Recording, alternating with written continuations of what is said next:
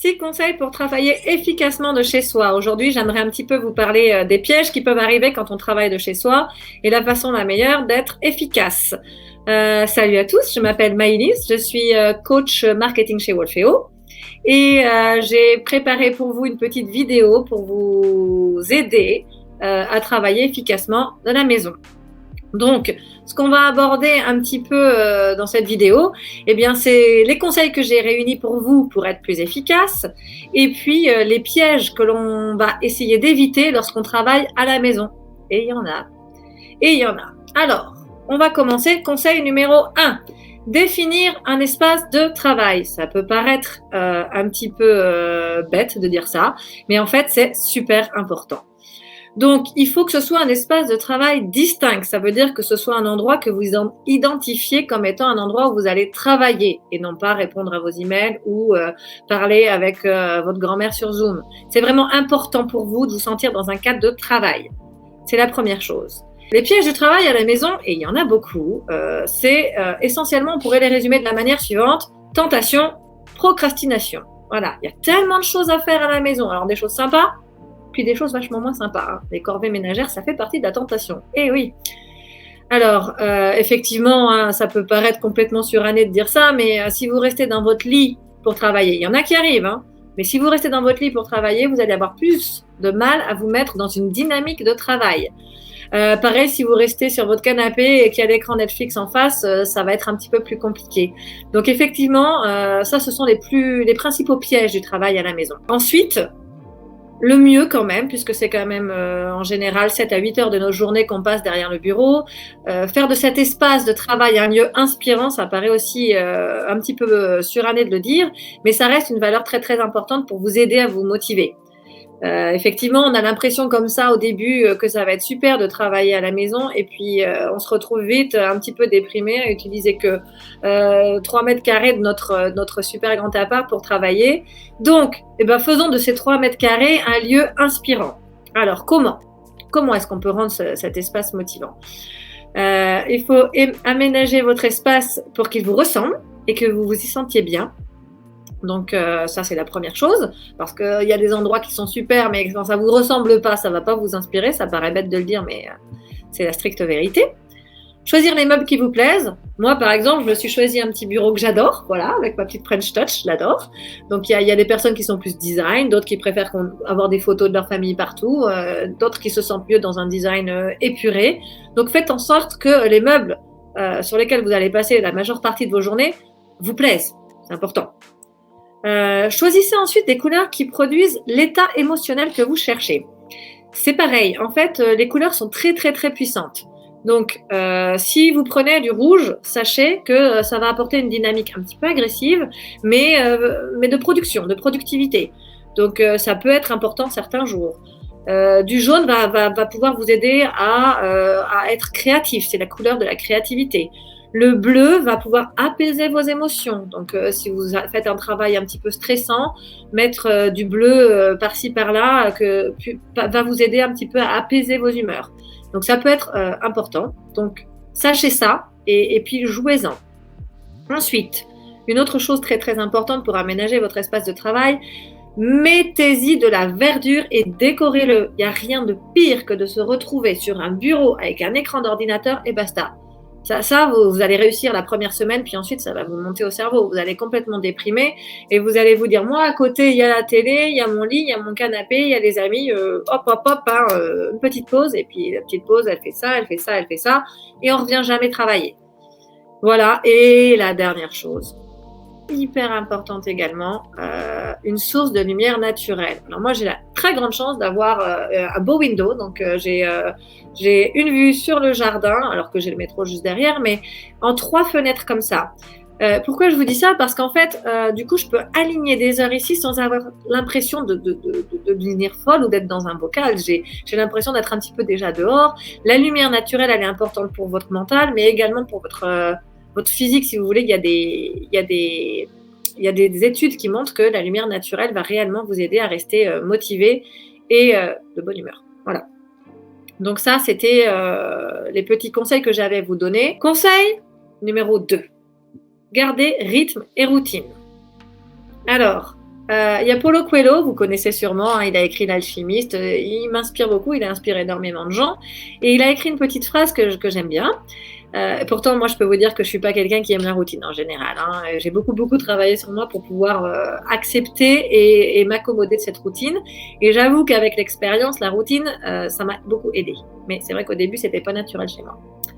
Voilà. Donc, qu'est-ce qu'il a dit, Paulo Coelho? Il a dit que, excepté quelques cas pathologiques graves, les gens deviennent fous quand ils essaient d'échapper à la routine.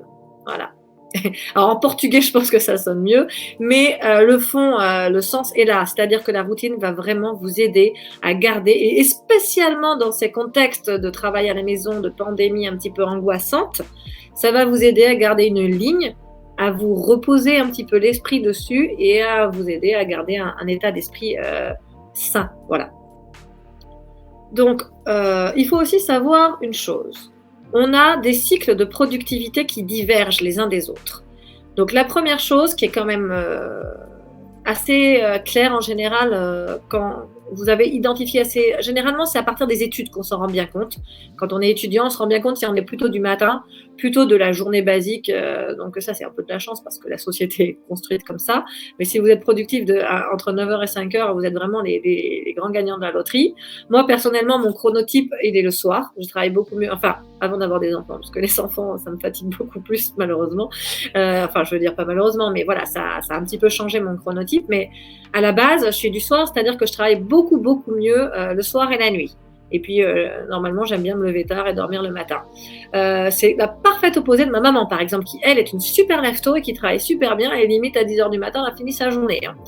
Donc, ça dépend vraiment des personnes. Mais ce qu'il y a de sûr, c'est que vous allez devoir comprendre le vôtre, le chronotype. Voilà. Donc, pour définir un horaire de travail optimal. Alors ça, c'est si vous avez la chance d'avoir de la flexibilité. Tout le monde n'en a pas. On a tous des impératifs. Il faut les inclure un petit peu dans votre routine. Mais si vous avez la chance de pouvoir définir votre horaire de travail optimal, définissez d'abord votre chronotype. Ensuite, deuxième chose qui est vraiment importante dans votre routine, il faut instaurer une routine de début de journée. C'est un petit peu comme un espèce de réflexe de Pavlov qui va ensuite arriver et qui va vous permettre de se dire « Ah, ding ding, ça y est, je suis dans une motivation de travail ». Et pour ça, vous devez respecter cette routine de début de journée. Alors, ça peut être tout et n'importe quoi. Il y a des personnes qui préfèrent aller courir un petit peu avant, prendre leur douche et paf, on se met au travail avec un café. Il y a des personnes qui préfèrent se lever, prendre leur douche et se mettre derrière le travail. Certaines personnes vont faire autrement. C'est vraiment vous qui définissez votre routine. Mais c'est important de mettre une routine de début de journée. Alors moi, c'est très simple, je dois emmener mes enfants à l'école. Hop, j'emmène les enfants à l'école, ça met dans une routine de début de journée. Certaines autres personnes, ça va être d'aller courir, comme je disais tout à l'heure, de faire une séance de sport à la maison. La deuxième chose vraiment importante, c'est de vous habiller. Si vous ne vous habillez pas, vous allez vraiment jouer sur votre motivation. Non, pas parce que vous vous dites, moi, je m'en fiche, je suis autant motivée en pyjama qu'habillée, mais parce que c'est prouvé, la confiance en soi, la productivité émanent complètement de la manière dont on est habillé. Si, par exemple, vous vous habillez mais que vous vous mettez en jogging parce que c'est la maison, on est relax, personne ne nous verra, vous allez rester du côté un peu obscur de la barrière pour la majeure partie d'entre vous. En revanche, si vous vous habillez comme si vous alliez travailler, donc avec le dress code un petit peu que vous auriez au bureau dans lequel, que vous fréquentez d'habitude, donc si vous gardez ce dress code-là, vous allez voir que votre dynamique de travail va s'en ressentir. Et ça, c'est un conseil capital. C'est plus qu'un conseil, c'est presque un must. C'est vraiment très important de vous habiller. Après, on travaille, et puis il y a la fin de travail. Alors, moi, je vous ai fait une vidéo pour vous parler de la productivité. Alors, pourquoi est-ce que maintenant je vous parle de la fin de travail? Parce qu'il faut savoir s'arrêter. Il faut vraiment savoir s'arrêter. Parce que vous pouvez vous dire, oui, moi je suis une machine, je travaille nuit et jour, je suis à mon compte ou j'ai envie de briller aux yeux de mon employeur ou j'ai rien d'autre à faire, je sais pas. Quelle que soit la raison qui vous pousse à choisir cet staccanovisme du travail, en fait, vous vous trompez. Si vous ne savez pas vous arrêter, il va y avoir des effets néfastes sur le moyen long terme. parce que quelqu'un qui ne met pas de frontières, déjà ça va empiéter sur sa vie personnelle, mais imaginons que la personne soit tout à fait d'accord pour ça, la productivité va s'en ressentir également. Et donc ça, ce serait vraiment dommage. Surtout si c'est votre but, in fine, c'est de mieux travailler. Donc il faut savoir s'arrêter. Ensuite, vous allez donc instaurer une routine de fin de travail qui vous dit « je vais m'arrêter ». Alors ça peut être checker vos emails, vérifier que vos objectifs de la journée ont bien été atteints, ou préparer votre journée du lendemain et votre to-do list. On va en parler de la to-do list, c'est super important aussi. Mais voilà, là, ce que je voulais vous dire dans ce conseil-là, c'est de vraiment instaurer une routine de fin de travail qui va vous mettre dans cette espèce d'entonnoir qui dit « je fais ça, une fois que j'ai fait ça, c'est fini, je ferme l'écran et je vais faire autre chose ». Voilà, donc débranchez. Ensuite, conseil numéro 3, la to-do list. Je vous en ai parlé un tout petit peu dans le conseil numéro 2. Le conseil numéro 3, c'est d'établir une to-do list et c'est capital également. Alors, il faut qu'elle soit quotidienne parce que si vous la faites en début de semaine, vous allez être complètement perdu dans vos objectifs. Et puis, il faut qu'elle soit réaliste. Et j'insiste bien sur ce point parce que une to-do list réaliste, ça veut dire qu'il ne faut pas la surcharger. Et pourquoi ? Parce qu'on a tendance à se dire sur le papier, je vais pouvoir faire tout ça, tout ça, tout ça, tout ça, tout ça. Et puis on a complètement occulté l'estimation, par exemple, du temps par tâche. Et puis les obligations personnelles. Donc, lister des tâches qui soient précises pour la journée, pas plus. Du temps que vous allez allouer à chaque tâche. Et vous allez essayer d'estimer ce temps-là en étant généreux dans le temps.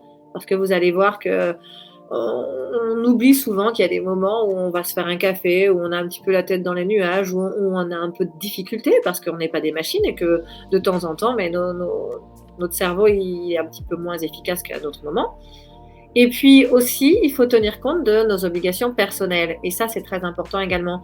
Moi, par exemple, je sais qu'à 3 heures, il faut que je parte parce qu'il faut que j'aille chercher les petits. Il faut que j'ai fait 80% de ma to-do list avant ou 90% parce qu'après, je sais que ça va être complètement impossible de m'y remettre avant le soir. Donc voilà. Et ne la surchargez pas non plus, hein, je vous le disais au début, mais n'oubliez pas que on a tous des envies et puis il y a la réalité. Essayez quand même, quand vous faites votre to-do list, de faire coller la réalité et les envies. Voilà, donc ça c'était le conseil sur la to-do list qui est très très très très très importante selon moi et selon tout le monde. Enfin, c'est vraiment important, ça vous aidera, je vous le promets. Et puis, il y a un bonus avec cette to-do list. Enfin, moi, je sais que j'adore ça. C'est ce sentiment de satisfaction lorsqu'on coche la tâche comme accomplie. Et alors, ça peut paraître un peu bébête comme maintenant pour à Noël, hein, c'est pour ça que j'ai mis cette petite photo. Mais en fait, ça ne l'est pas, parce qu'une satisfaction de travail accompli, ça nous met dans une dynamique de productivité également. Et lorsqu'on a passé une journée où on a eu l'impression qu'on avait été super productif, on a coché toutes les cases et on a rempli notre to-do list, la journée, elle est considérée comme terminée, eh bien, on va avoir cette dynamique du lendemain à refaire ce schéma parfait. Et ça va nous mettre dans un état d'esprit de productivité et d'efficacité qui est super important. Si vous n'avez pas fait de to-do list et que vous avez travaillé énormément, vous allez moins vous en rendre compte, vous allez juste sentir la fatigue. Celle qui vous dit, voilà, j'ai énormément travaillé. Et au lieu de le construire en positif, vous allez le construire en négatif. Et le lendemain, vous vous direz, moi, j'ai pas envie d'être épuisé comme j'étais la veille. Alors, revoyez vos objectifs, faites-vous une to-do list qui soit réaliste et raisonnable, remplissez-la, achevez-la et vous allez voir qu'à la fin de la semaine, vous accomplirez plus de travail en ayant 5 journées réalistes, agréables, avec le travail rempli, qu'une semaine avec un début de titan, un milieu de semaine où vous êtes sur les rotules, une fin de semaine où vous n'avez plus rien envie de faire et au final, vous aurez moins travaillé ou en tout cas été moins efficace. Voilà, donc ça, c'était vraiment mon conseil sur la to-do list que je vous conseille donc à tous d'appliquer. Conseil numéro 4, préparez-vous au pire. Genre, c'est vraiment très court comme conseil, mais là, pour le coup, franchement, par pitié, écoutez-moi, ça m'est arrivé. Faites des sauvegardes de vos travaux. Si pour une raison X ou Y, votre vieil ordinateur ou même le tout nouveau vous fait une blague, c'est la cata. Voilà. Sachez-le, vous le savez sûrement certainement. Mais parfois on oublie, on se dit non, c'est bon, c'est pas pour moi. Mais moi, je l'ai fait encore. Hein. Pourtant, je suis connectée partout. Hein. J'ai normalement un backup surtout entre mon téléphone, mon ordi, etc. Mais voilà, faites des sauvegardes. Je peux pas vous dire mieux, mais faites-en. Voilà. Conseil numéro 5, préservez votre vie privée. Alors, en quoi préserver ma vie privée peut me rendre plus productive au travail? Je l'ai un petit peu déjà abordé dans le fait de savoir s'arrêter de travailler, mais c'est vrai que aujourd'hui, en travaillant à la maison, on n'a plus de limite précise entre le fait d'aller au travail, les transports dans lesquels on a notre petite bulle et on coupe, et puis l'arrivée à la maison où la deuxième journée commence. Donc aujourd'hui, c'est un des plus gros défis du travail à domicile, c'est de savoir faire la part des choses. Alors, je vous en ai parlé un petit peu précédemment sur le fait qu'effectivement, fallait pas se laisser tenter ou distraire par tout ce qu'on a à la maison. L'inverse est vrai également. C'est tellement facile quand on est en train de donner à manger à nos enfants, de leur faire prendre un bain, de penser à l'email qu'on n'a pas envoyé ou j'en sais rien, moi, la réunion avec notre boss qui s'est mal passée, bien passée, l'agenda pas respecté, etc. On se retrouve avec un espèce de blur, de flou entre les frontières du côté vie perso, vie professionnelle. Et ça, croyez-moi, ça peut aboutir à des burn-out, des problèmes de santé physique et de faire souffrir vos proches. Vos enfants que vous négligez, votre maman que vous n'appelez plus, des proches que vous voyez sans vraiment voir, vos Zoom conférences où vous êtes là, vous faites coucou, puis au final, vous passez votre temps sur votre téléphone à dire merde, j'ai pas envoyé cet email, etc. Et ça, en fait, ça peut vraiment engendrer des grosses nuisances. Donc, c'était un petit peu la minute émotion. Mais en fait, pour de vrai, c'est vraiment un conseil aussi que je vous conseille d'appliquer parce que ça va vraiment vous aider sur du long terme. Et puis aussi, ah oui, voilà, c'est ça que je voulais vous dire également. Avec le temps, la productivité décroît. Ce qui veut dire que vous allez avoir l'impression de travailler énormément parce que vous avez, ça fait 4h30 que je travaille sans pause. Vous dites non, je suis super efficace. Oui et non, en fait, parce que vous avez été super efficace pendant les 2 premières heures. Puis comme vous n'avez pas fait de pause du tout, et une pause, ça peut être aller boire un verre d'eau, ça peut être aller vous promener 3 minutes, ça peut être regarder au loin. Je vais vous donner ensuite des conseils un petit peu par rapport à ça.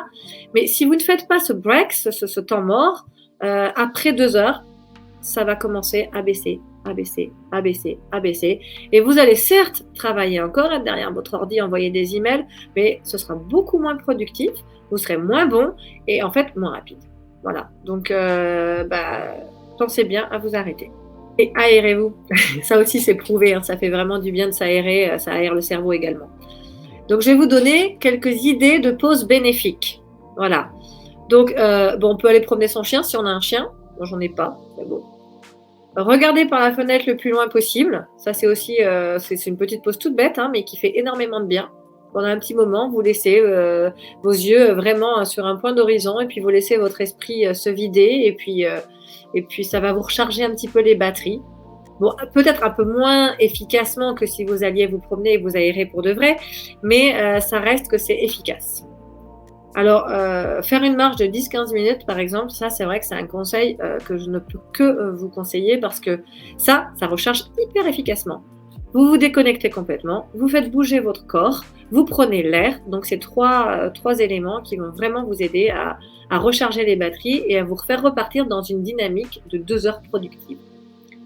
Bon, après, on a tous un quotidien lourd et chargé. On ne peut pas toujours partir s'aérer de 10-15 minutes. Donc, vous pouvez passer l'aspirateur, par exemple, faire la vaisselle, étendre le linge.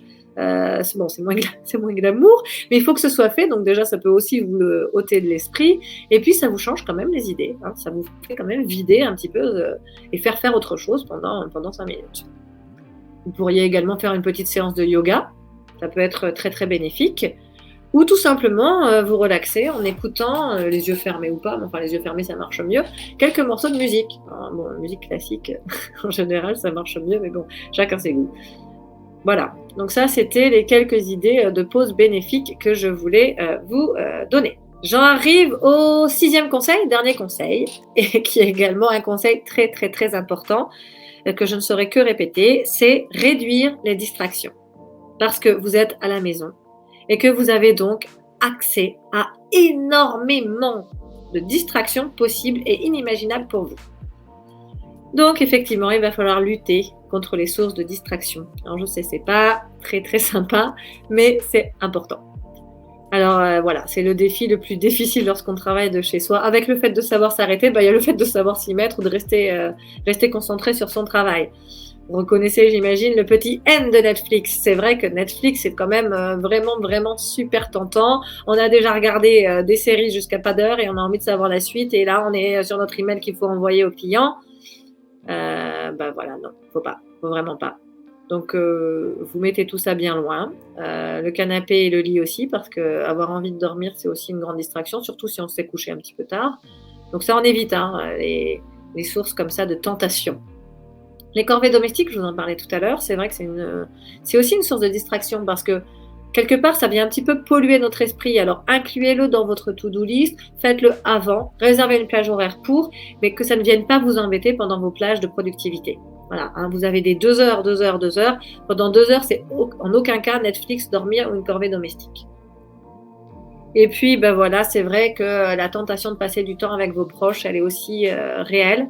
Et alors, quand on vit à plusieurs, c'est pas si vous vivez avec des amis ou si vous vivez avec une grande famille, si votre partenaire est là, si vous avez des enfants à la maison ou au contraire vos parents, tout ça, ce sont des sources de distraction qui sont réelles. Il faut vraiment en avoir conscience pour pouvoir vous infliger une vraie discipline. Et cette discipline vous demande que pendant vos plages de productivité, vos plages horaires que vous avez choisies, il n'y ait aucune de ces distractions qui soit possible. Voilà, donc c'est ce que je vous disais, c'est vrai que ça requiert une bonne dose d'autodiscipline, mais il faut vraiment que vous l'ayez en tête pour pouvoir rester efficace à la maison. Alors, comment on va faire tout ça? Eh bien, moi je vous conseille de travailler dans un endroit calme et isolé et de fermer la porte. Comme ça, les gens avec qui vous vivez, les autres personnes, votre entourage, comprendra que quand la porte est fermée, on ne dérange pas. Ça veut dire que là-dedans, on travaille. Et donc, ça veut dire qu'on ne vient pas faire du bruit dedans. Vous, c'est pareil, vous vous mettez bien au calme, isolé, et dans votre bulle, vous allez pouvoir travailler efficacement. Donc, c'est comme je le disais tout à l'heure, il faut que vous avisiez les autres occupants de la maison de ne pas vous déranger pour que ce soit respecté.